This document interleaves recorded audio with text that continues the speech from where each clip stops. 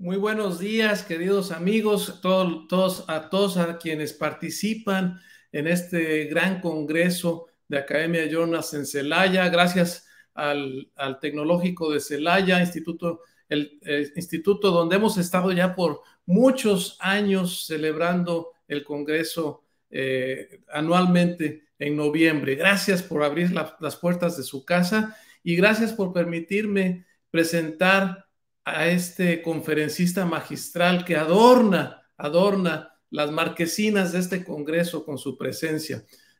Fíjense que, fíjense que la última vez que tomé un taxi, no me acuerdo ni en qué ciudad de México, fue toda una aventura, porque nos dijo el chofer, ya va para los 500, ¿qué? 500,000 kilómetros. Y sí se le notaba, ya no cerraba la ventana, pero el caso es que íbamos a otro lugar que estaba más o menos a 15 cuadras. No había mucho riesgo, el riesgo era que ya se descompusiera el pobre taxi y pues tomáramos otro, camináramos. No es así cuando estamos hablando de los aviones en los que podemos viajar lejos y más lejos que nunca antes. De eso se trata esta conferencia magistral y quisiera yo presentar a nuestro conferencista. Él es ingeniero mecánico de la Universidad EAFIT de Medellín, Colombia, en la bellísima región Paisa. Tiene su maestría y su doctorado de la Universidad de Texas en San Antonio. Aparte de todo eso, es amigo mío y esta conferencia magistral tendrá también tonos de un conversatorio entre un par de amigos. Ya verán en un ratito. Su especialidad es la integridad estructural holística. En particular, se interesa mucho en el envejecimiento de los aviones. Es emprendedor, ya nos platicará de cómo le ha ido en la Universidad St. Mary's, donde trabajamos juntos. Tiene varios años ya en la Facultad de Ingeniería Mecánica, aquí en St. Mary's. Tiene artículos en conferencias y en revistas profesionales a diestra y siniestra. Es director de un grupo es quien patrocina a estudiantes, a grupos de estudiantes, todos ellos con afanes académicos. Viaja, creo que el último viaje fue a Lucerna, Suiza, a una conferencia que tiene que ver con el tema de este congreso, de su plática. Le interesa mucho el proceso de aprendizaje y es uno de los líderes en nuestra universidad en ese aspecto. Bienvenido, doctor Juan Ocampo. Estás en tu casa y muchas gracias por estar aquí acompañándonos en este congreso. Doctor Mora, muchas gracias por la invitación. Es un honor estar hablando para mis hermanos mexicanos. Como colombiano me siento muy cercano a México. He tenido la oportunidad de dar esta charla, esta conversación en muchos lugares. Fue la primera vez que lo hago en México y es un honor para mí estar aquí dirigiendo esta charla al Tecnológico Nacional de México en Celaya. Muchas gracias por la invitación. Pues adelante. Somos todo oídos y muchas gracias otra vez, Juan. Un honor tenerte aquí con nosotros. Vale, muchas gracias. Bueno, el día de hoy voy a dar esta charla que es una de las pasiones que tengo desde niño, que es la parte aeronáutica y la parte de los aviones.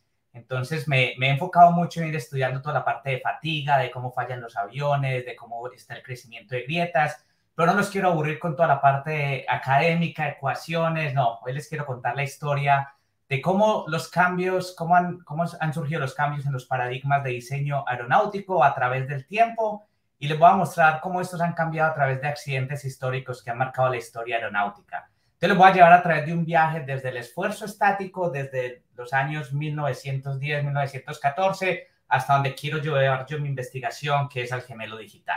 De nuevamente, muchas gracias por la invitación y es un honor estar aquí.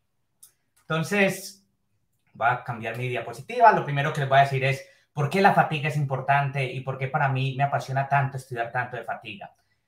Si vemos, más de la mitad de las fallas estructurales en los aviones son debido a la fatiga de metales. Les voy a dar un ejemplo muy sencillo que es la fatiga en materiales. Si ustedes toman un paperclip, como le decimos en Colombia, estos clipsitos para tener varios papeles juntos, y lo empiezas a doblar y a doblar y a doblar, él no falla la primera, la segunda, la tercera vez que lo doblas. Cuando yo lo he doblado 10 veces, el clip se parte. ¿Por qué? Porque es un material, es un metal que sufre fatiga. Lo mismo pasa en los aviones, lo mismo pasa en los carros, lo mismo pasa en todos los sistemas de ingeniería que tenemos. Entonces, como les dije, más del 50% son debido a fatiga y muchas veces incluimos corrosión. La corrosión es también un acelerador del proceso de fatiga. Entonces, yo diría que el 70% de las fallas aeronáuticas es debida a la fatiga. En los Estados Unidos nos cuesta 120 billones, 119 mil millones de dólares al año mantener los aviones volando y evitar la fatiga. Y es un problema que no ha desaparecido, es un problema que podemos ver hace unos pocos años, unos aviones de Southwest Airlines 737 aquí en los Estados Unidos tuvieron problemas de fatiga donde el fuselaje se despegó debido a esto.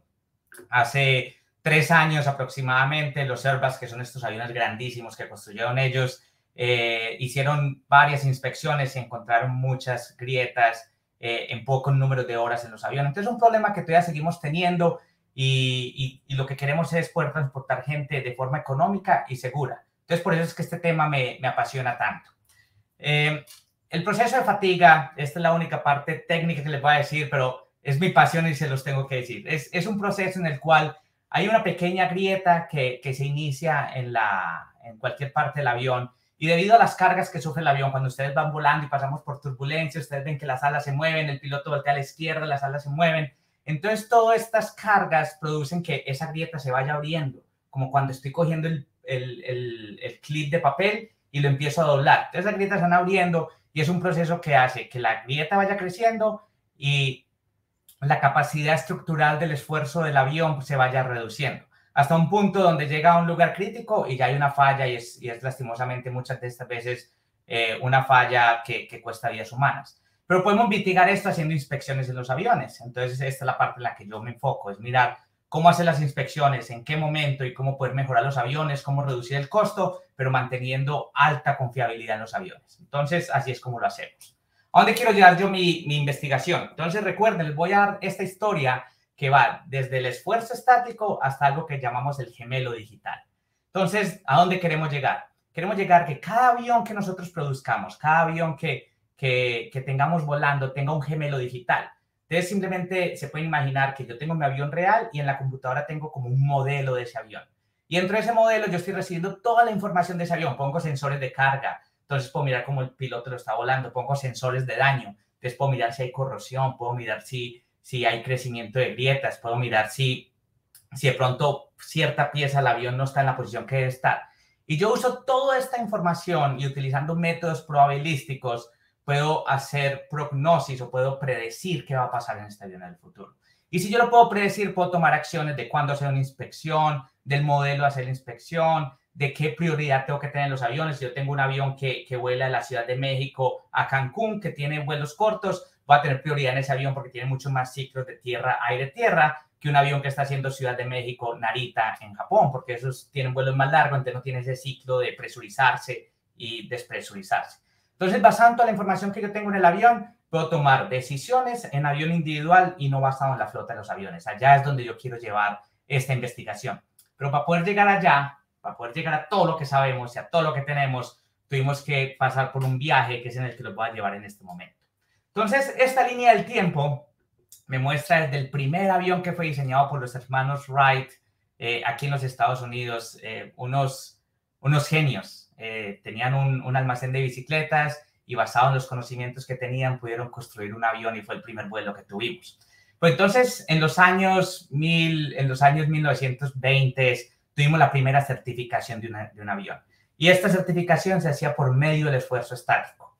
Entonces, les voy a mostrar qué significa el esfuerzo estático. En 1923, pueden ver este avión DH-4B, un avión producido por Boeing Company en 1923. Y lo que hacían era que cogían sacos de arena, estas cositas que ustedes ven aquí en la cola del avión y que ven aquí en el ala, son sacos de arena. Y cada saco de arena tenía un peso específico y los ingenieros técnicos iban cogiendo estos sacos de arena y los iban poniendo en las alas, en la estructura del avión. Y miraban cuántos sacos le podían poner al avión y cuánto esfuerzo máximo podía sostener el avión. Y así era como se certificaba. Entonces decía, el avión se tiene que certificar basado en este boletín o basado en las regulaciones de la aviación civil. y se tiene que tener en cuenta que el límite o la carga última tiene que ser 1.5 la carga que puede sostener el avión. Entonces, si el avión se diseñaba para 100 kilogramos de peso, entonces ellos tenían que demostrar que el avión podía sostener 150 kilogramos de peso. Y así era como se diseñaban los aviones durante esa época. Lo más hermoso es que hoy en día seguimos utilizando ya con métodos más modernos. Este es el Boeing 787 Dreamliner. Le seguimos haciendo el mismo esfuerzo estático. Después de que se hacen todas las pruebas, se hace un esfuerzo estático final. Están las alas del avión que ustedes pueden ver cómo están dobladas aquí. Entonces se hace un último esfuerzo estático. Entonces lo lindo es algo que aprendimos en 1923, lo seguimos usando hoy en día para poder diseñar estos aviones. Simplemente lo que les quiero mostrar por aquí es parte pues de las regulaciones que fueron introduciendo pues por la CARS y qué tipo de regulaciones se tenían que tener. Se empezaron a introducir distintas categorías de aviones, entonces decían aviones acrobáticos, aviones para utilidad, aviones de uso normal.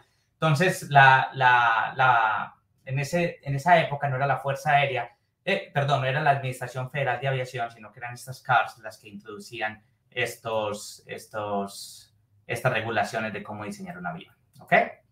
Entonces, fuimos diseñando aviones únicamente basados en el esfuerzo estático, ¿vale? Y lo que sucedió es que, lastimosamente, en 1954, un avión diseñado por una compañía inglesa tuvo unos accidentes. Entonces, este accidente sucedió en 1954, pero antes de 1954, en 1952, ya se entendía un poco qué era la fatiga, aprendiendo de toda la parte de los trenes. Los trenes eran, la industria ferroviaria, eran expertos en esta parte de fatiga. ¿Quién lo iba a creer? Trenes que son robustos, que son grandes y estaban completamente súper expertos en la parte de fatiga.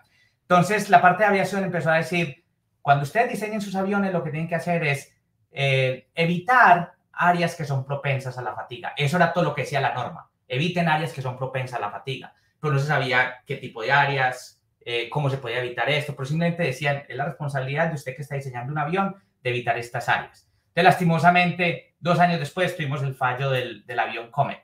Entonces, este avión fue certificado para 16,000 horas de vuelo y por 10 años de utilización. Entonces les voy a explicar qué pasó en este avión.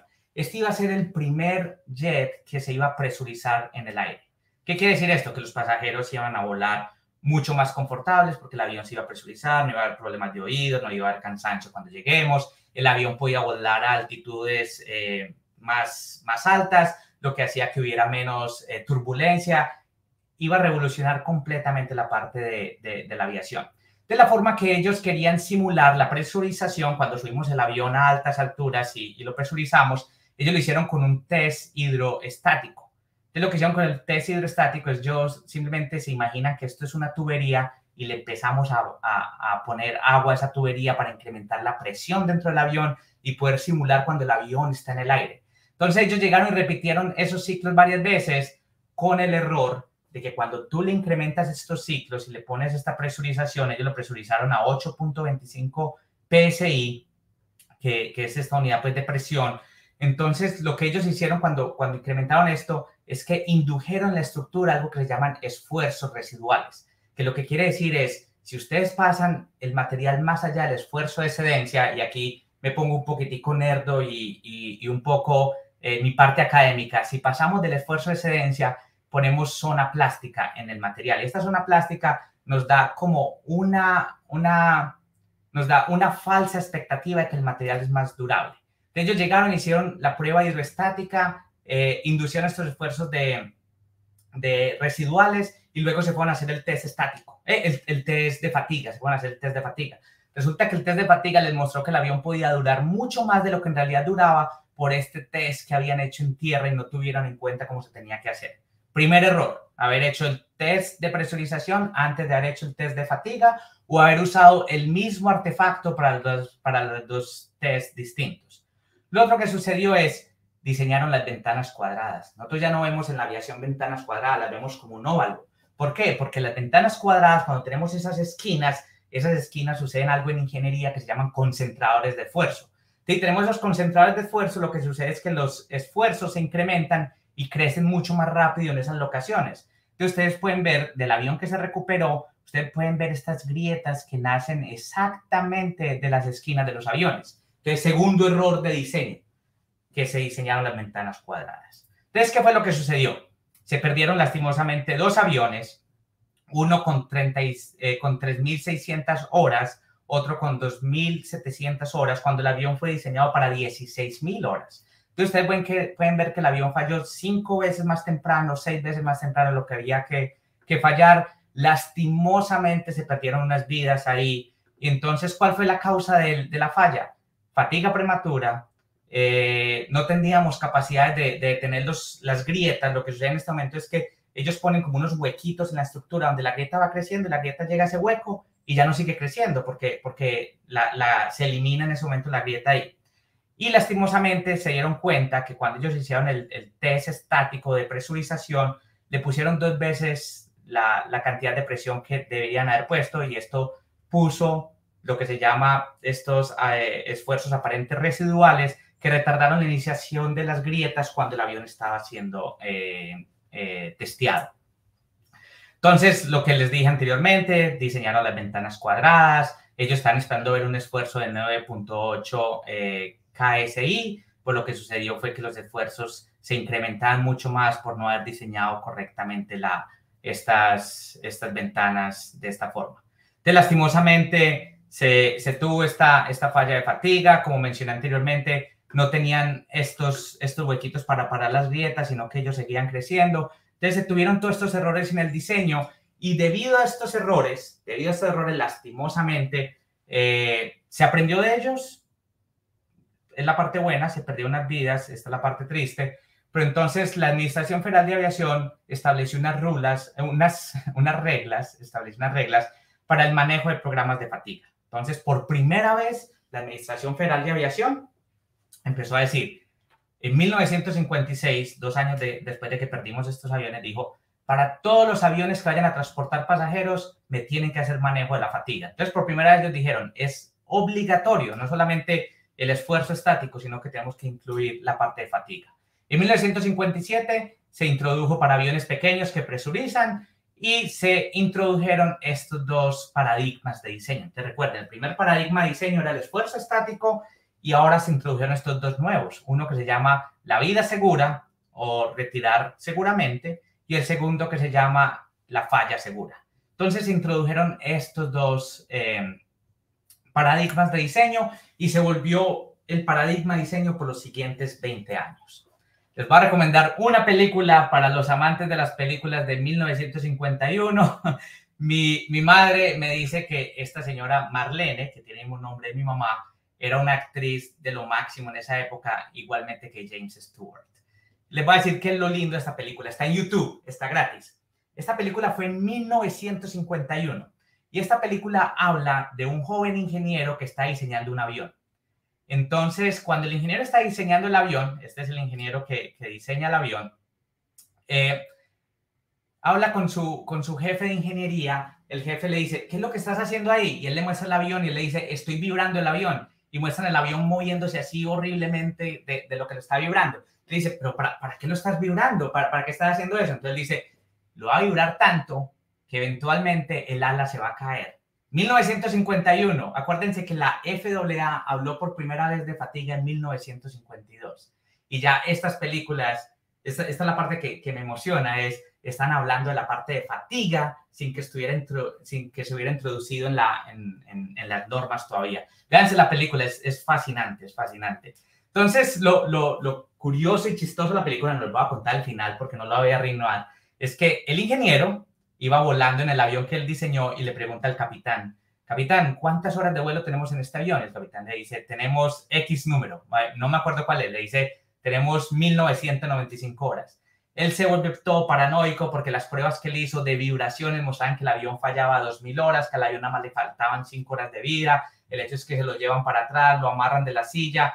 Pero entonces la película es fascinante. Simplemente la quería traer a colación. Es por lo que habla de fatiga antes de que esto fuera una regla y antes de que la FAA empezara a decir tiene que usar estos métodos de fatiga para el diseño de aviones. ¿Vale? Entonces, ¿cuáles son estos 2 nuevos conceptos que se introdujeron? El de vida segura. Entonces, el de vida segura lo que quiere decir es, Usted me puede diseñar un avión de tal modo que el número de eventos, ya sean vuelos, ciclos, aterrizajes, número de horas, en los que la estructura tenga una baja probabilidad de iniciar una grieta, puede ser certificado de esa forma. Se lo voy a decir en unas palabras más sencillas. Usted coge el avión, hace las pruebas en el laboratorio, y si el avión muestra que usted puede sostener 20.000 eventos, ya sean vuelos, aterrizajes, horas de vuelo, si usted puede mantener 20.000 de esos eventos, usted puede diseñar el avión por menos de esas horas con un factor de seguridad. ¿Listo?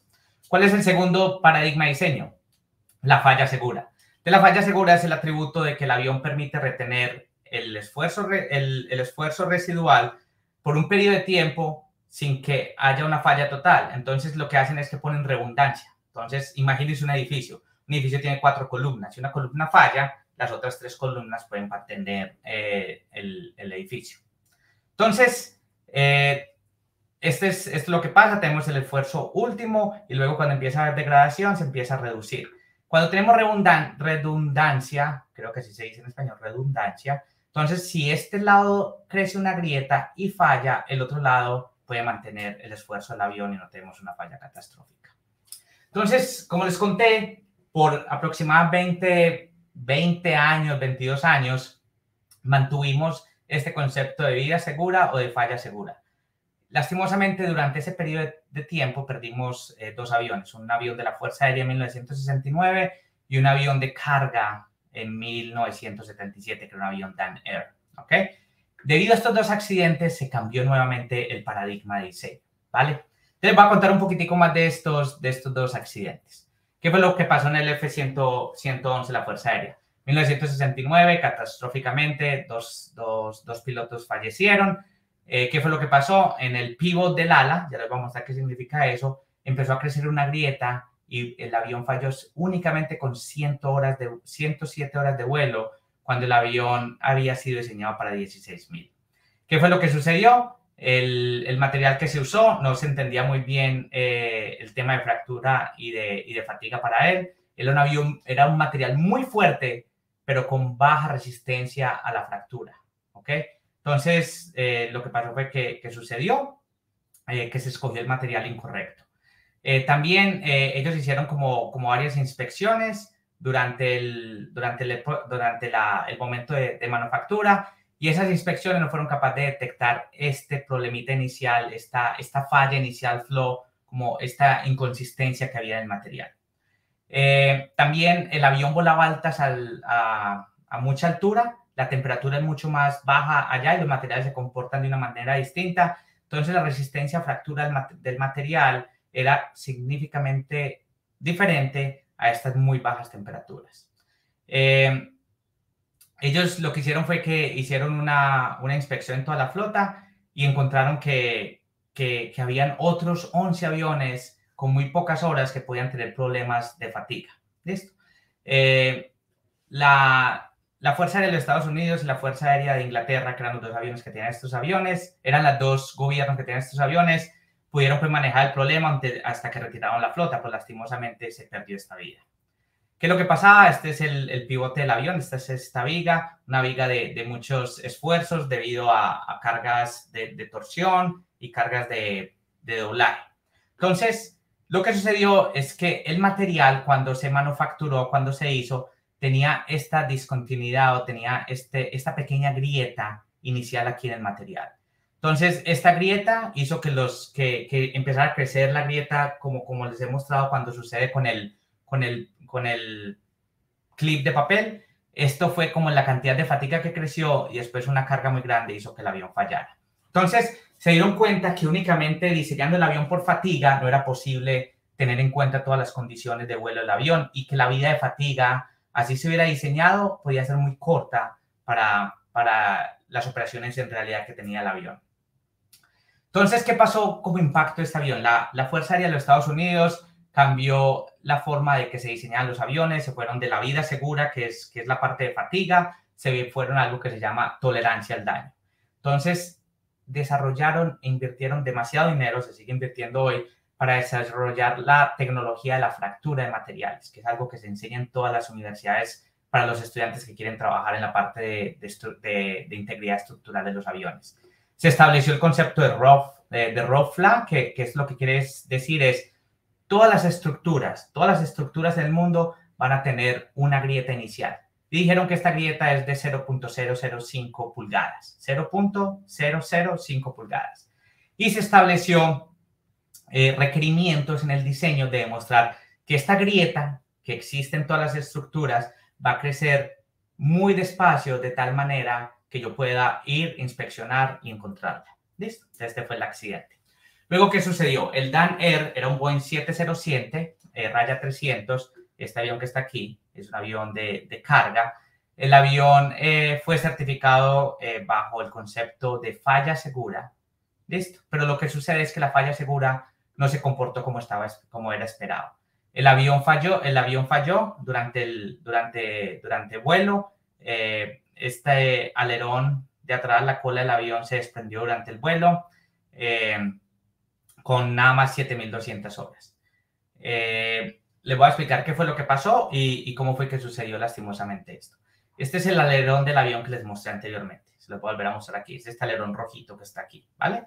Entonces, este alerón rojo, cuando lo diseñaron, le pusieron esta placa de acero inoxidable.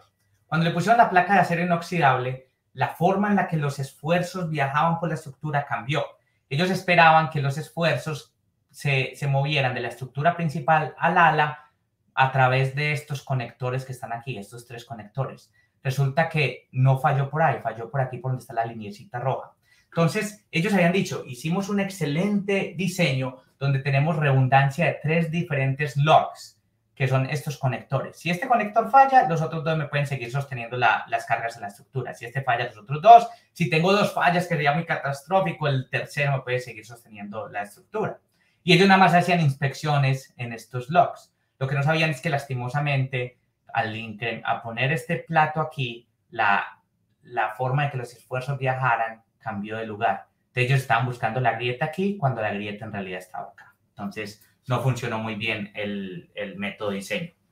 Estos son los 3 conectores que les estaba diciendo. Ellos hacían inspecciones únicamente en estos y lastimosamente la grieta viajó por este lugar, ¿vale? Este es el lugar de la grieta que falló y se muestra dónde empezaron las grietas. Aquí se ve claramente dónde empezaron las grietas. Las grietas normalmente empiezan en un sujetador de estos y aquí se ve viendo cómo van creciendo. Estas marcas de playa, como cuando vamos a la playa vemos esas marcas, son una indicación de que el avión falló por fatiga, que había una grieta que estaba creciendo, que lastimosamente nunca pudimos detectar. Este es los distintos eventos, lastimosamente no se pudo ver y el avión falló con 16.000 horas cuando el avión está diseñado como para 3 veces más ese número de fallas. Entonces, ¿qué fue lo que sucedió? El impacto de esto, nuevamente, tuvimos un problema en un avión que es usado también, el 707 era usado para transporte de pasajeros. De la Administración Federal de Aviación tuvo que llegar, cambiar las reglas. Debido a esta falla, entonces ya no se hacía manejos de programas de fatiga para aviones de transporte, sino que únicamente tolerancia al daño era el método aceptado para este tipo de fallas. El concepto de falla segura no se aceptaba nunca más. Tenían que rediseñar los aviones y hacerlos por método de tolerancia al daño.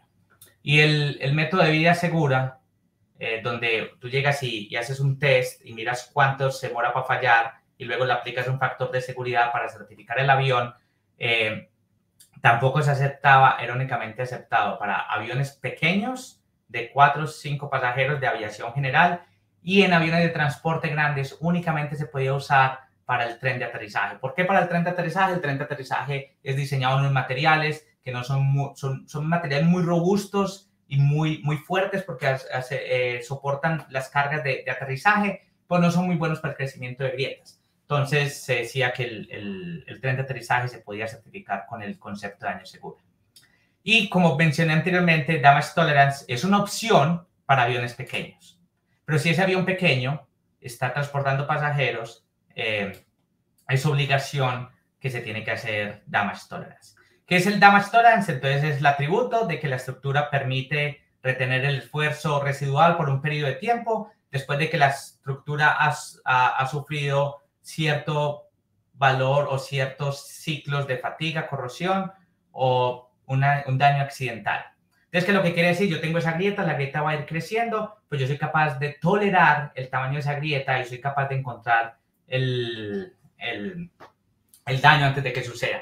Entonces, 1978, pasaron otros 20 años hasta que cambiamos nuevamente el diseño o el paradigma de diseño, y fue por lo que sucedió en este avión Aloha que falló en Hawái en 1988.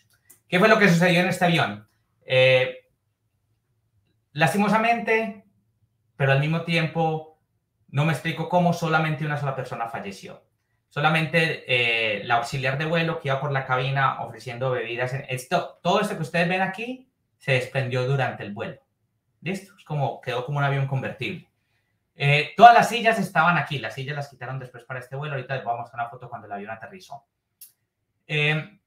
Únicamente, lastimosamente, como estaba mencionando, la auxiliar de vuelo que estaba ofreciendo las bebidas salió expulsada cuando el techo del avión se desprendió. Todos los pasajeros tenían el cinturón de seguridad puesto, porque durante ese momento iban por turbulencia y el piloto pidió a todo el mundo ponerse el cinturón de seguridad. Por esta razón, yo siempre vuelo con el cinturón de seguridad. Uno nunca sabe qué va a pasar. Siempre vuelo con el cinturón de seguridad. Entonces, les voy a explicar qué fue lo que pasó. Entonces, cerquita a Maui, Hawái, una sola persona murió, que era la auxiliar de vuelo. El avión tenía 90,000 aterrizajes, pero únicamente 35,000 horas de vuelo. Entonces, como les estaba poniendo el ejemplo, ahorita en el avión que iba de Ciudad de México a Cancún, comparándolo con el avión que iba de Ciudad de México a Narita, estos aviones que tienen muchos aterrizajes, tienen muchos de los ciclos que son tierra, aire, tierra, que son los que presurizan el avión. Este avión tenía muchos de esos ciclos que ponen dañan mucho la estructura del fuselaje del avión. Entonces, lo que sucedió fue que los distintos remaches que hay en el avión se empezaron a desprender y pasó como un efecto cremallera.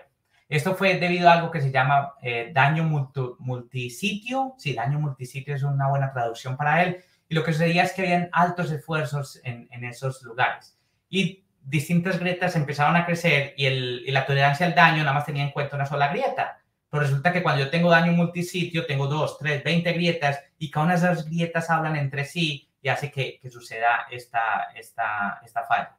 Entonces, ¿qué fue lo que pasó?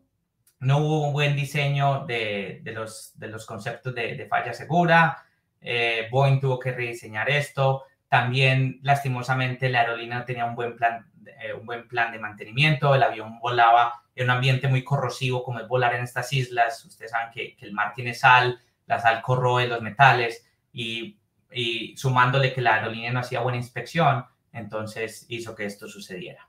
¿Qué fue lo que sucedió? Aquí pueden ver las sillas del avión en el otro. ¿Qué fue lo que sucedió? Todas estas pequeñas grietas que estaban debido a corrosión y a poco mantenimiento del avión empezaron a hablar entre sí y empezaron a crecer cada una de ellas. Recuerden, damage tolerance nada más incluye, o la tolerancia al daño nada más incluye una sola grieta, pero aquí teníamos muchas hablando entre sí. Entonces lo que empezó a pasar es que ellas empezaron a conversar, empezaron a crecer, luego estas dos se juntaron, luego ya todas se juntaron, pasó el efecto cremallera y toda esta fila de remaches, rivets, falló e hizo que el techo del avión o la parte superior del fuselaje se desprendiera.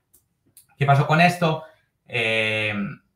La FAA creó pues el Aging Airplane o el envejecimiento de aviones, el acto, déjame miro cómo traduzco esto, Safety Aging Airplane, como la norma o la regla de que se tenían que manejar los aviones viejos de una manera distinta. Y ahí es donde nace pues mucha parte de la investigación que yo hago, que es en el envejecimiento de aviones. Más de 2 décadas se enfocó en el estudio pues de cambiar las regulaciones, de mirar la fatiga y fractura de material nuevamente, y se sigue haciendo en este momento este widespread, no sé cómo traducirlo, pero es la situación cuando tienen muchas grietas juntas, cuando hay muchas grietas en la estructura, cómo hablan entre ellas y cómo se diseñan ellas. Se habló de corrosión, se habló de inspección no destructiva, de cómo hacer mantenimiento y reparaciones, y se sigue haciendo mucha investigación de esto. Se hicieron muchas airworthiness directives, que es la que dicen los aviones tienen que inspeccionar todos los aviones que estén en estas condiciones. boletines de servicio, sacaron muchos documentos de inspecciones suplementarias que tenían que hacer los aviones debido a la falla de este avión.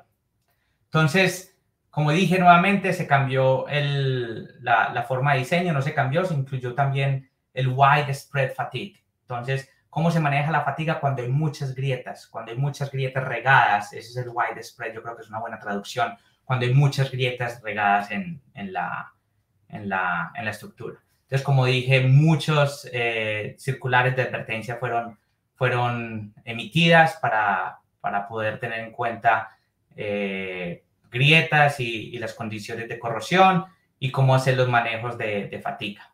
En el 2005 nació pues la regla de que los aviones viejos tenían que manejar de cierta manera y aquí es donde está, pues, como mencioné mucho en mi investigación.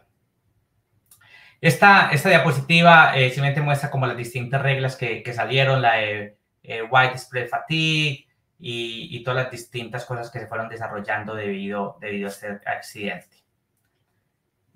Como mencioné anteriormente, el widespread fatigue es un problema muy complejo, se sigue haciendo mucha investigación en él para poderlo entender muy bien y las políticas de la FAA para fatigue, para manejo de fatiga, para manejo para programas de manejo de fatiga siguen pues teniendo en cuenta todos estos distintos escenarios que tuvimos y estos distintos accidentes que pasaron. Esto simplemente como visiones que les quería dar de lo que salió en esta nueva regla debido a este accidente, que es tener muchas grietas, que es que todas las grietas están regadas, que esta es la presencia simultánea de muchas grietas y cómo esas interactúan. Después, múltiples sitios con daños, quiere decir que fuera que tienen muchas grietas regadas en cierta parte de la estructura, esas están regadas por todo el avión. Y lo que dice esta última, que es muy importante, es un avión no puede durar para siempre.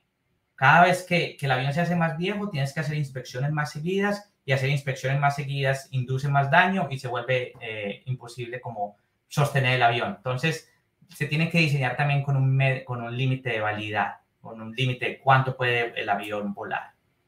Entonces, para los estudiantes que están viendo esta conferencia y que en algún momento fueron o quieren ser ingenieros de sostenimiento para aeronaves, o que esta charla les dio como la luz, esto es lo que yo quiero hacer en mi futuro. Entonces, recuerden, desde 1924 el esfuerzo estático ha estado presente y siempre tiene que estar preservado y siempre lo vamos a seguir diseñando con él. Cualquier reparación que se haga en el avión o cualquier alteración o cambio en el avión, siempre tenemos que tener en cuenta que el esfuerzo estático se puede hacer. Y recordar que los programas de manejo de fatigas tienen que incluir fatiga y tolerancia al daño para cualquier reparación o algo que hagamos en el avión.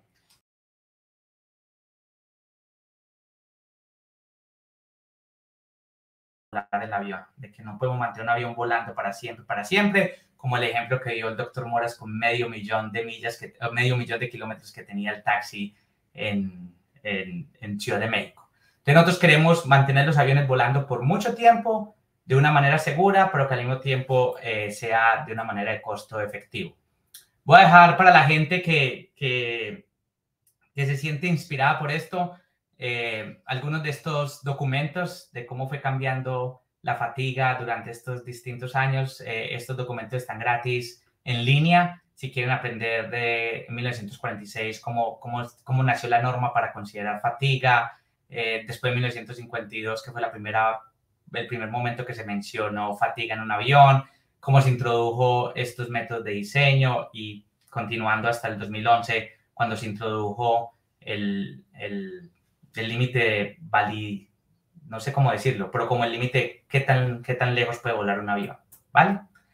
Entonces, con esto termino la presentación. Ha sido un placer, espero no haberme extendido mucho, me emociono mucho cuando hablo de este tema, pero dejo mi correo electrónico, si en algún momento me quieren escribir, si quieren continuar la conversación, si tienen dudas sobre algo, estaré más que feliz de contestar sus preguntas o cualquier comentario que tengan.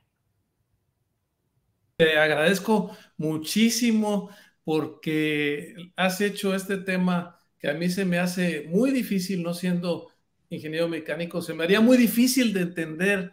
Y hoy he aprendido más que en toda mi vida de profesor de ingeniería industrial, sobre este tema. O sea, lo has hecho muy interesante, muy fácil de seguir y por eso te facilito. Y mira, tengo aquí un par de preguntas que nos hacen llegar. Claro, Una, cuéntame.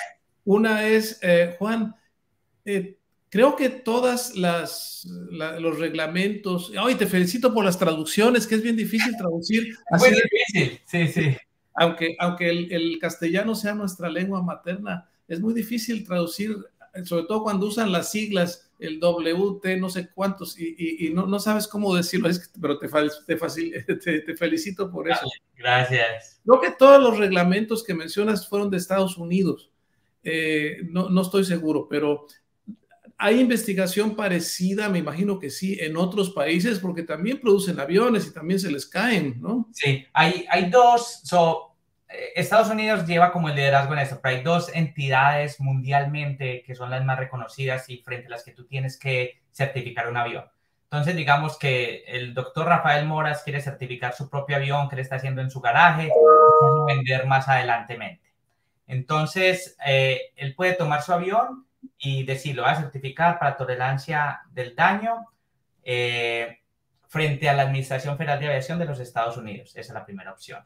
O la segunda opción, la segunda entidad que es líder en esto es la EASA, que es la Agencia Europea para la Certificación de Aviones y para la Seguridad Aérea.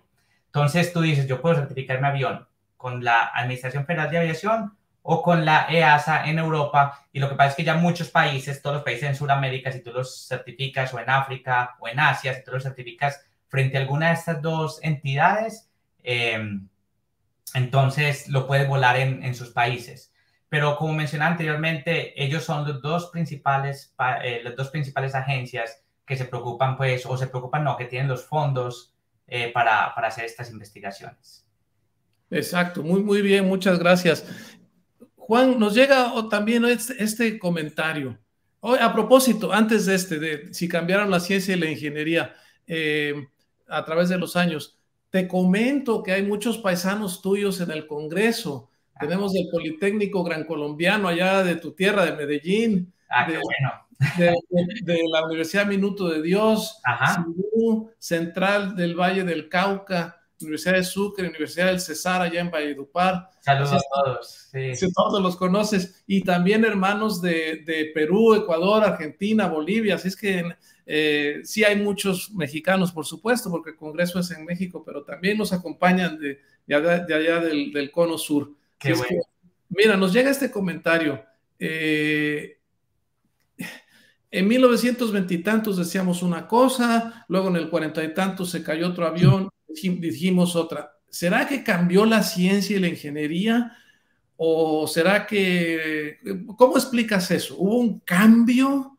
¿O es progreso? ¿O es que nos abrimos los ojos? ¿Qué pasó, Juan? No, lo que sucedió es que primero estamos operando los aviones de forma distinta. Entonces, en 1923 operamos los aviones a baja altitud, nos llevamos los aviones hasta las alturas de 40.000 pies para poderlos presurizar, para volar por encima del mal tiempo. Entonces, lo primero es la forma en que utilizamos los aviones. Yo siento que la ciencia en sí no ha cambiado. Yo creo que desde los egipcios, desde los romanos, había fractura de materiales y seguramente ellos lo usaban de una forma empírica. Voy a construir esta pirámide, voy a construir este templo, y ellos de una forma empírica entendían, tengo que poner una roca muy grande para que pueda mantener el esfuerzo estático, o tengo que poner estas otras dos estructuras aquí por si esta se me cae, tener como falla segura, que si esta se me cae las otras vayan a sostener. Por ejemplo, si miramos el Pantenón, que tiene todas esas ¿cómo lo llamas? Esas columnas al frente. Entonces, yo creo que la ciencia no ha cambiado. Lo que ha cambiado es que hemos aprendido y que hemos evolucionado mucho más, y que toda esta nueva generación de ingenieros que viene, todos los que han estado pues trabajando en las distintas partes de la ingeniería, han ido aprendiendo y han podido evolucionar los métodos, han podido hacer investigación. Entonces, los problemas siempre han estado, pero gracias a toda la gente que tiene curiosidad por la ciencia y por la ingeniería, hemos podido ir aprendiendo más. Y seguramente Tú miras ahora los nuevos aviones, los estamos diseñando de fibras compuestas. Tú miras el 787, es un avión que tiene muy poquitos metales y tiene muchas fibras compuestas. Espero no aprender por medio de accidentes, sino simplemente ir aprendiendo de cómo los aviones y cómo van evolucionando, cómo ir mejorando toda esta parte de las fibras compuestas o de los materiales compuestos. Nos llega un comentario muy positivo que, mira, aquí estoy leyendo de mi teléfono. Recientemente estuve en un vuelo que se retrasó porque encontraron una pequeña grieta de 1 pulgada en una ventana de los pasajeros. Después de retrasarnos porque los ingenieros deberían inspeccionar el problema, reanudamos el embarque, pero yo andaba extremadamente nervioso como lo estaban todos los demás. Después de esta presentación me siento mucho más tranquilo y agradecido por los ingenieros que estudian esto y por todas estas reglamentos y regulaciones. Así es que bueno, ya sembraste buena semilla de tranquilidad por ahí, Juan. Como le digo yo a mi madre, le digo, ella me dice, qué miedo volar, le digo, mamá, te haría dar mucho más miedo ir en tu carro de tu casa al centro que volar en un avión. La aviación es una industria altamente regulada, es costoso volar, es porque tienen los mejores de los mejores trabajando en ellos, los pilotos son súper capacitados, los ingenieros hacen todas las inspecciones, entonces es una industria muy segura. O el coche de sitio donde me subí el otro día. Pero sí, de acuerdo con esa opinión. Juan, vayamos a otro territorio, si me lo permites. Por favor. En St. Mary's, cuando el doctor Juan David Ocampo da una clase, se llena a los 10 minutos de que se anuncia. ¿Qué tan importante es para un profesor saber narrar historias como la que tú nos has narrado? ¿Y qué tan importante es para un ingeniero que se sabe todas las fórmulas y ya estudió lo que pasó con este avión que lastimosamente se derribó, pero a lo mejor tiene que narrar esa historia a alguien? Entonces tú y yo tenemos que convencer, y todos los docentes que nos ven, tenemos que convencer a nuestros alumnos. Pero hay ingenieros, y a mí me ha pasado también, a ti también en nuestras consultorías, que tenemos que convencer o al jefe o a las autoridades. ¿Qué tan importante es saber narrar una historia? Yo creo que es mucho más importante formarte como persona que formarte como parte técnica. Entonces, para mí es muy importante para los estudiantes no solamente enseñarles esta es la ecuación que tienen que usar para calcular cuál es el esfuerzo en esta viga, sino simplemente, listo, sabes la parte técnica, pero también fórmate como persona y también fórmate como alguien que puede escribir, que puede hacer presentaciones, alguien que puede narrar, y muchas veces como ingenieros nos tenemos que entender es con nuestros, pues con los dueños de la compañía, pongámoslo de esta manera, que son personas que estudiaron negocios, que no entienden muy bien la parte técnica. Entonces tenemos que tener la capacidad de tener un problema muy complejo y poderlo explicar de una manera sumamente sencilla. Yo creo que después de esta presentación muchos van a pensar, no, la parte de ingeniería es súper fácil, la ingeniería aeronáutica es muy fácil. Es simplemente la parte de saberla narrar y saberla contar, y es muy importante que las personas que nos están viendo, que se están formando como ingenieros, no piensen, yo no puedo escribir, para eso estoy estudiando ingeniería, es porque no me gusta escribir en español o porque no me gusta escribir en inglés. Es muy importante que formen esa parte como persona, que formen la parte de ser capaces de presentar, de contar una historia y de escribir claramente las ideas. Es sumamente importante tener ese buen balance entre la parte técnica y la parte de formación personal. Y existe, Juan, el concepto del maestro emprendedor, y no me refiero a que tú y yo pongamos una tiendita y vendamos tacos. Eso es muy emprendedor, pero tú sabes a qué me refiero de ser emprendedor. Sí. No de poner un negocio, sino de qué. Sí, la idea es, a pesar de que los tacos son muy deliciosos, y que si tuviera el negocio me lo comería yo solo, entonces no sería el mejor negocio para mí montar un negocio de tacos. Es muy importante, sí, como profesores que emprendamos, que si tenemos nuestras ideas, tratemos de convertirlas y hacer lo que llaman en Estados Unidos, en Colombia también usamos el término como hacer un spin-off. Si ustedes están estudiando y de pronto en su proyecto de último año, en un proyecto que hicieron con un profesor, ven que hay una buena idea, que esta idea va a solucionar el problema que tienen muchas personas o un problema específico que ustedes ven que existe en nuestra sociedad, entonces usen esas capacidades para emprender y para generar empresa, porque esa es la forma que un país sale adelante, es cuando personas generan empresa, estas empresas generan trabajo para otras personas, estas empresas ayudan a solucionar un problema, ya sea en nuestra comunidad o ya sea en cualquier situación. Entonces es muy, muy importante tener la parte de emprendimiento. Doctor Juan Ocampo, yo recuerdo cuando empecé a estudiar mi maestría en Estados Unidos, que me daba pena preguntarle al profesor, dijo usted problema 15, el problema 15 o el 16, por miedo a que no me fuera a entender, porque el acento.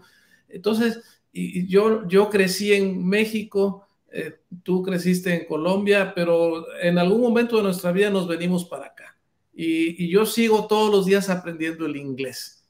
¿En qué forma debemos nosotros enfrentar el reto de que tenemos que aprender un segundo idioma? Mira, Los que queremos venir para acá, los que estamos acá. Voy a sonar muy cantaletoso y no solamente para los... Espero que la palabra cantaletoso me la entiendan en México, como la persona que te regaña mucho. No quiero sonar como regañando mucho, pero no solamente si te vas a venir para Estados Unidos, si tú vas a trabajar como ingeniero en Perú, en Colombia, en México, es muy importante que aprendas el segundo idioma. Y es algo que le agradezco mucho a mi padre, que siempre me dijo, tienes que aprender inglés, tienes que aprender inglés. Si quieres ser ingeniero, tienes que aprender inglés. Todas las cosas en ingeniería salen en inglés. Si lees las publicaciones, son en inglés. Entonces, es muy importante aprender el segundo idioma. Muchas veces no están los recursos, no podemos ir a una clase, no podemos pagar un instituto para ir a aprender inglés, pero ahora con el internet hay mucha ayuda, hay muchos cursos en YouTube y hay programas como no voy a decir cuáles, porque no vamos a hacer publicidad, pero hay muchos programas y hay muchas aplicaciones para el teléfono en las que puedes llegar y aprender el segundo idioma. Entonces, es sumamente importante. Y la otra cosa es, no les dé miedo a equivocarse. Yo me sigo equivocando en inglés después de vivir 12 años aquí, se me olvidan palabras, digo una palabra y dije, uy, dije eso incorrectamente. Pero no importa. La idea es darse a entender y no pensar que la gente va a pensar que ustedes no son inteligentes porque se equivocaron hablando un segundo idioma. Yo creo que son mucho más inteligentes ustedes que están haciendo el esfuerzo de aprender un segundo idioma y de darse y tratarse de comunicar con este segundo idioma. Entonces, la parte cantaletosa, regañosa es, no importa en qué año de la universidad estén, saquen 1 hora, 2 horas a la semana y aprendan un segundo idioma. No se van a arrepentir jamás. Y si ya saben un segundo idioma porque de pronto fueron a un colegio bilingüe, aprendan un tercer idioma, alemán, mandarín, lo que sea. Pero la parte de los idiomas siempre abre muchas fronteras. Pues gracias por ese consejo. Me acuerdo de un profesor americano que tuvimos allá en México que daba mecánica y decía la resorta. Nunca entendió qué es el resorte. Y no por eso dejó de ser un excelente profesor. Y creo que igual me pasa a mí y no sé si a ti también. Bueno, todos los días les digo las palabras como no son a mis estudiantes, pero ahí aprendemos todos juntos. Juan, una última pregunta. Consejo para los profesores, también para los alumnos, en cualquier área. Esto no nada más es para el área de mecánica y te agradezco que tu muy buena conferencia magistral, aunque es en un tema eminentemente muy centrado en la ingeniería mecánica, aeronáutica, la hiciste accesible a los que poco conocemos del área. Pero esto creo que se aplica a todos los profesores. Después de 15 minutos de poner un problema en el pizarrón, me doy cuenta de que empecé mal, seguí mal y acabé peor. ¿Cómo arreglas? No sé si a ti te pase, pero bueno, ¿cómo arreglas eso tú en el salón de clases? Delante de tus alumnos, tienes 25 alumnos, 20 minutos y dices, ¿qué haces? Sí me pasa. Te voy a contar por qué me pasa, porque yo no uso diapositivas. A mí me gusta coger mi iPad o coger el pizarrón, me gusta la tiza y entonces yo llego y miro mi problema en la hojita, lo anoto, dejo la hojita ahí y me voy resolviéndolo. Cuando termino, miro mi hojita y miro el resultado en el pizarrón y yo, esto no me dio lo mismo. Entonces, yo creo que es parte del proceso de aprendizaje también para los estudiantes que uno se equivoque y es tomar la oportunidad de esas situaciones. y decirle a los estudiantes, bueno, vamos a buscar todos juntos dónde está el problema aquí.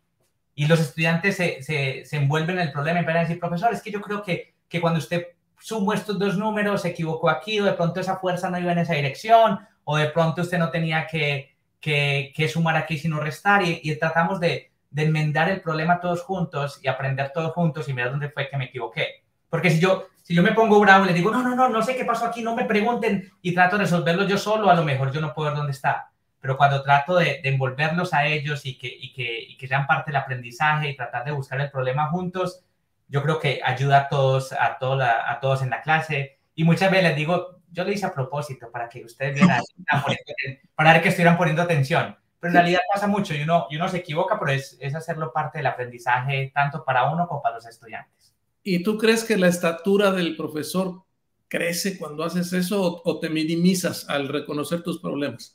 No, yo creo que tú creces y los profesores y los estudiantes ven que uno es humano también y que todos como humanos nos equivocamos, y lo importante es reconocer los errores. Y va a pasar mucho cuando estén trabajando como ingenieros, que van a hacer sus cálculos o van a hacer el problema de optimización o van a crear su circuito. Y en ingeniería lo lindo cuando estás trabajando es que alguien más va a revisar tu trabajo y va a aprobar tu plano. Entonces, cuando la otra persona vaya y revise el trabajo, tú estás revisando el trabajo de otro ingeniero y te das cuenta que hay un error, es ir, reconocer ese error, cómo lo arreglan juntos, firmar el plano nuevamente y pasarlo a la tercera persona que lo va a aprobar. Entonces, es parte de crear ese aprendizaje y demostrarle a los estudiantes que somos humanos y que es normal equivocarse. Estoy apuntando aquí tu correo, que es jocampo St. Mary's. Sí, jocampo@stmarytx.edu. Bueno, aquí te lo pongo. Ese es, ¿verdad? Ese sí, me encantaría, si alguien quiere continuar la conversación, si alguien me dice, doctor Ocampo, me gustaría hacer investigación con usted. Yo he traído estudiantes de Colombia acá, hace meses tengo estudiantes aquí, Rafael los ha podido ver, y la idea es crear conocimiento y ofrecer oportunidades y abrir las puertas, y cuando uno sale del país y cuando uno ve otro tipo de investigación, se le abre el horizonte. Juan, si alguien quisiera venir a San Antonio a ver los laboratorios de mecánica de St. Mary's University, los drones, los robots, ¿abres la puerta o no abres la puerta? Claro que sí. Para mí no hay cosa que me haga más feliz que tener un hermano latinoamericano o hispano hablante aquí conmigo. Y como les digo, hablo mucho mejor español que inglés, entonces me gusta más hablar en español. Bueno, eso está por verse porque tus clases en inglés son muy buenas todas. Doctor Juan David Ocampo, te quedamos todos muy agradecidos por este gran esfuerzo que has hecho, por esta excelente conferencia magistral que acabó en un conversatorio también sobre la filosofía de dar clases. Ya sabes que te admiro mucho y te agradezco más. No solamente esta presentación, sino tu amistad. Si es que estamos a tus órdenes aquí, siempre para servirte, y esperamos que la siguiente siempre sea presencial en algún lugar de México o en Latinoamérica, si es que vamos los de Academia Journals para allá. Allá te llevamos. Claro que sí, Rafa. Muchas gracias por la invitación, por el conversatorio. Al final lo disfruté mucho y aquí estamos siempre a la orden. Y en cualquier momento que me quieras llamar a una conferencia, que queramos tratar un tema distinto, algo más técnico, siempre estamos acá. Y de nuevo muy agradecido con la invitación y muchas gracias a todas las personas que están viendo esta presentación. Bueno, pues muchísimas gracias, Juan. Un abrazo y muchísimas gracias a todos quienes acaban de presenciar esta gran conferencia muy magistral. Sigan disfrutando del Congreso. Estamos a sus órdenes. Muchas gracias y un abrazo aquí a la distancia. Gracias, Rafa.